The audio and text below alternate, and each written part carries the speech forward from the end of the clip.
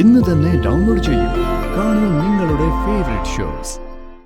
ഞാൻ അച്ഛമ്മയെ ഭർത്താവിന്റെ അച്ഛന്റെ അമ്മയായിട്ടല്ല സ്നേഹിച്ചത്, എന്റെ സ്വന്തം അച്ഛമ്മയായിട്ട്. എനിക്ക് ജീവന അച്ഛമ്മേ.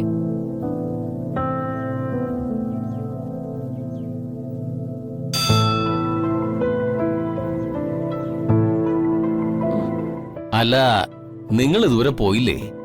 എങ്ങോട്ട് പോകാനാ? ഞങ്ങൾക്ക് അന്തി ഉറങ്ങാൻ ഈ നാട്ടിൽ ഇടമില്ല തിരുമേനി. പാർപ്പിട സൗകര്യമൊരുക്കാൻ സാധ്യമല്ലെന്ന് സെക്രട്ടറിയും കൈമലർത്തി.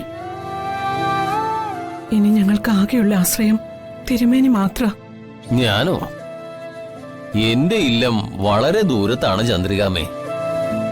ഇവിടെ അടുത്തുള്ളൊരു സ്നേഹിതന്റെ വീട്ടിൽ അതിഥിയായി കഴിയുകയാണ്. അവിടെ നിങ്ങളെ പാർപ്പിക്കാനുള്ള സൗകര്യമില്ല.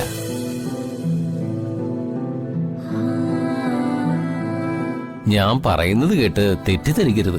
ഇല്ല തിരുമേനി, ഇതുവരെയുള്ള ജീവിതത്തിൽ നിന്നും ഒരുപാട് പാഠങ്ങൾ പഠിച്ചവരാ ഞങ്ങള്. അതുകൊണ്ട് ആരെയും തെറ്റിദ്ധരിക്കുന്ന പ്രശ്നമേ ഇല്ല. തിരുമേനി പറയണം. തൽക്കാലത്തേക്ക് നിങ്ങൾ തന്നെ ഒരു പാർപ്പിടം കണ്ടെത്തണം.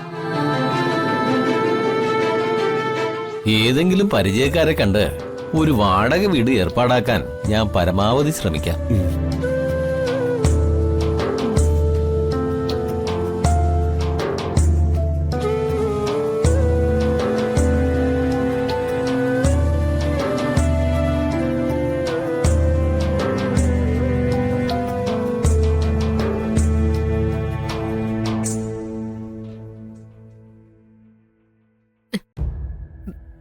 സുചിത്രടുത്ത് ഇവിടെ ഇരുന്ന് അച്ഛമ്മയോട് സംസാരിക്കാണോ?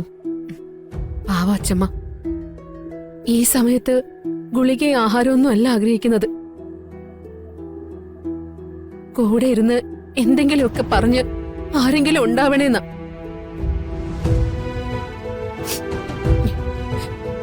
ജഗനെവിടെ? നിങ്ങള് പോലീസ് സ്റ്റേഷനിലേക്ക് പോയിട്ട് എന്തായി? ഓ, എന്താവാനാ, അവരന്വേഷിക്കുന്നുണ്ട്. അവർക്ക് എല്ലാ ദിവസവും വരുന്നത് പോലൊരു മാൻ മിസ്സിംഗ് കേസ്. നമ്മുടെ വികാരം അവർക്കുണ്ടാവണമെന്ന് നമ്മൾ ചിന്തിക്കുന്നത് പോലും തെറ്റാ. അച്ഛമ്മേ, ഈ ഏട്ടത്തി അച്ഛമ്മയോട് എന്തൊക്കെയോ സംസാരിക്കുന്നത് കേട്ടല്ലോ. എന്താ അച്ഛമ്മേ പറഞ്ഞത്?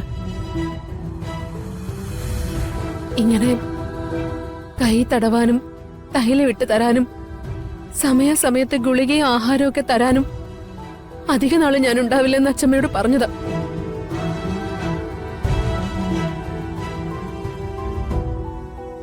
പ്രകാശേട്ടൻ നല്ലൊരു മനുഷ്യനായിരുന്നെങ്കിൽ അച്ഛമ്മയെ ഞാൻ പുതിയ വീട്ടിലേക്ക് കൊണ്ടുപോയേന്, പൊന്നുപോലെ നോക്കിയേന്. അച്ഛമ്മ പേടിക്കണ്ട. സുചിത്രടുത്തി പുതിയ വീട്ടിലേക്ക് മാറിയാലും അച്ഛമ്മയുടെ കാര്യങ്ങൾ നോക്കാൻ ഞാനുണ്ടാവും അവിടെ. അച്ഛനും അമ്മയും തിരികെ വന്നിട്ടേ ഞാൻ ഈ വീട് വിട്ട് എങ്ങോട്ടും പോകുന്നുള്ളൂ. പോരെ?